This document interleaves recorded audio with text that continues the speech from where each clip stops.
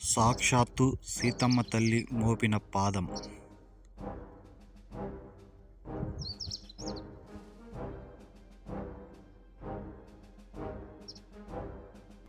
వందల సంవత్సరాలు దాటిన చెరగని రక్తపు మరకలు.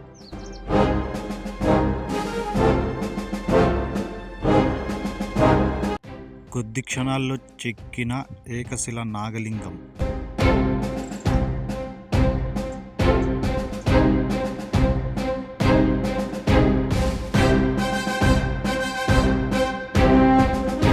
భారతదేశంలోనే అతిపెద్ద నందీశ్వరుడు.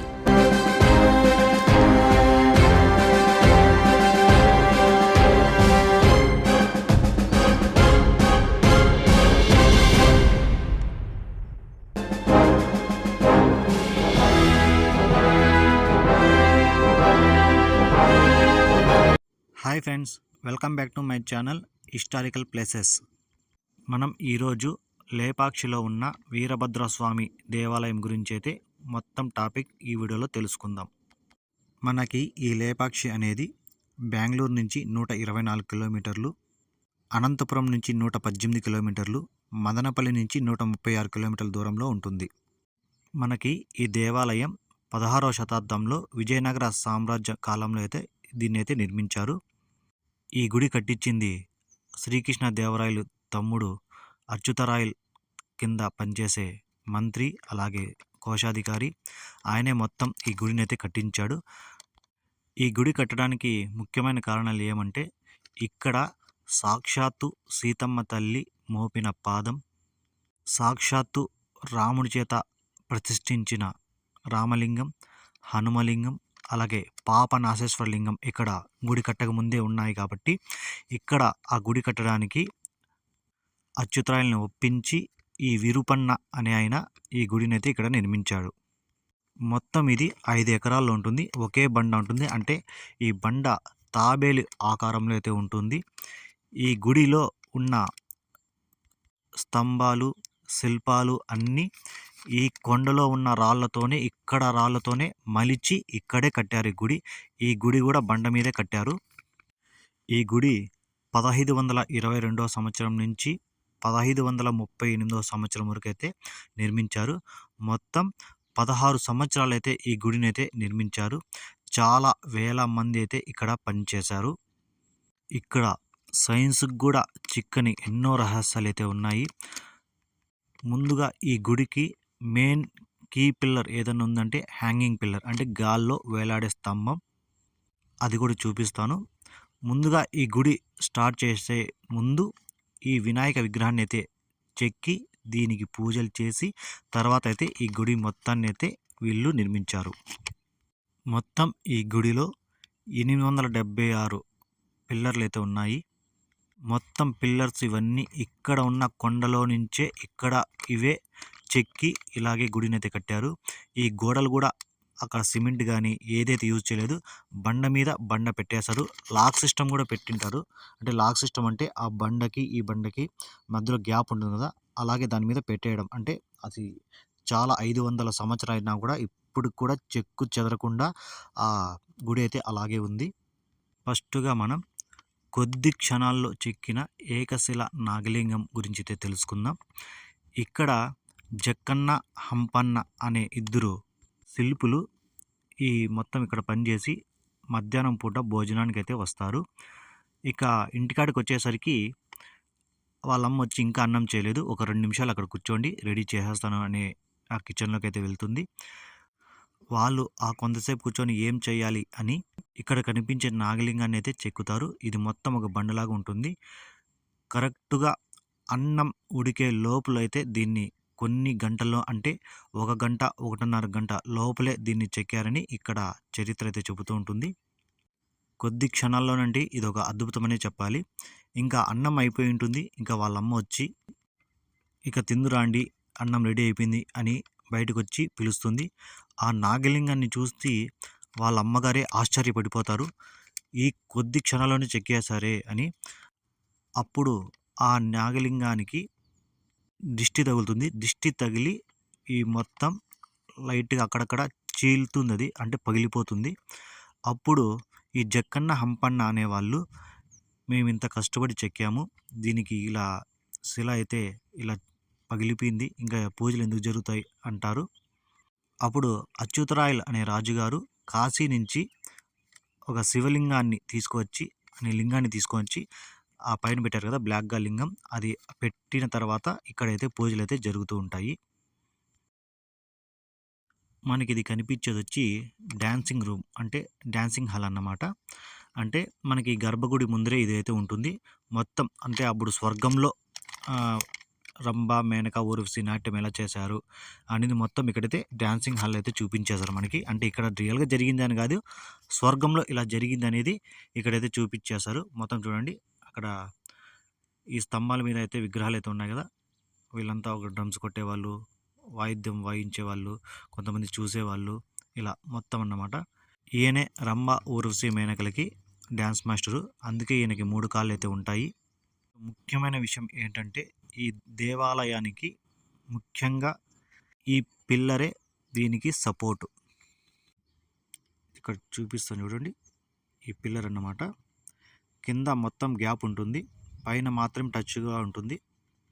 ఈ పిల్లరే కింద అయితే భూమికి అయితే ఆనుకోకుండా ఉంటుంది. కానీ 1902 సంవత్సరంలో బ్రిటిష్ వాళ్ళు అంటే సైంటిస్టులు వచ్చారు, ఇది ఎందుకు కింద టచ్ కాలేదని వాళ్ళకి డౌట్ వచ్చింది.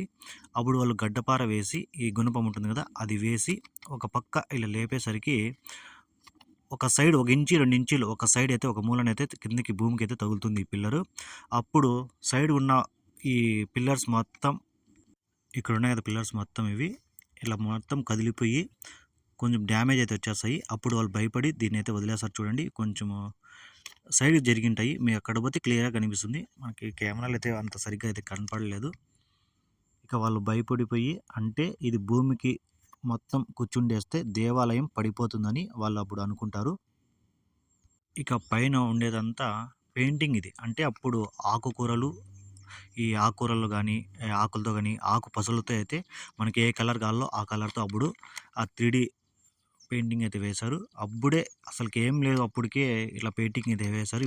తర్వాత ఈ వీరూపాన అనే ఆయన ఈ కళ్యాణ మండపంని అయితే కట్టిస్తాడు, అంటే కట్టిస్తుంటాడు. ఇది కట్టించినప్పుడే మధ్యలో అయితే ఆగిపోయింది.